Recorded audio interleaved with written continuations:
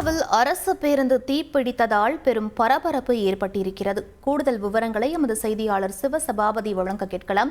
வணக்கம் சிவசபாபதி, இந்த தீ விபத்திற்கான காரணம் என்ன? முதற்கட்ட தகவல் பதிவு. உங்க பிசினஸுக்கு 20 லட்சம் ரூபாய் கடன் அரசாங்கமே கொடுக்க போறாங்க, அதுவும் குறைஞ்ச வட்டி மானியத்தோட.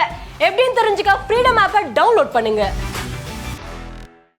புகழ்பெற்ற சபரிமலை ஐயப்பன் கோயில்ல மண்டல பூஜைக்காக நேற்று நடை திறக்கப்பட்டது. நேற்றிலிருந்து பாத்தீங்கன்னா லட்சக்கணக்கான பக்தர்கள் ஐயப்பனை தரிசனம் செய்யறதுக்காக சபரிமலை வந்த வண்ணம் இருக்காங்க.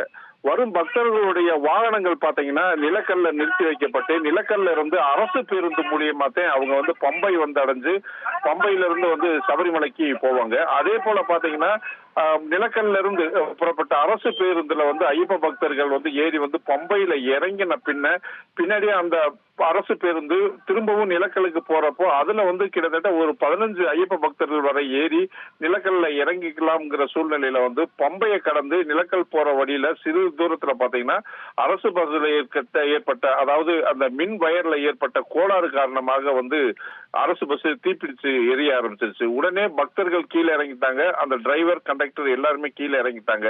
அருகில் இருந்த தீயணைப்பு துறையினருக்கு தகவல் தெரிவிச்ச உடனே பம்பையிலிருந்து வர்ற தீயணைப்பு துறையினர் வர்றதுக்குள்ள பஸ் பாத்தீங்கன்னா முழுவதுமாக எரிந்து நாசமாயிருச்சு.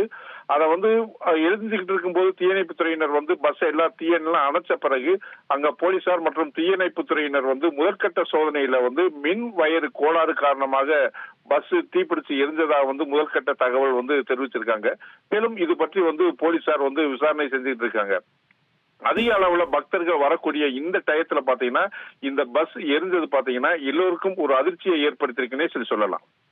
விவரங்களுக்கு நன்றி சிவசபாபதி.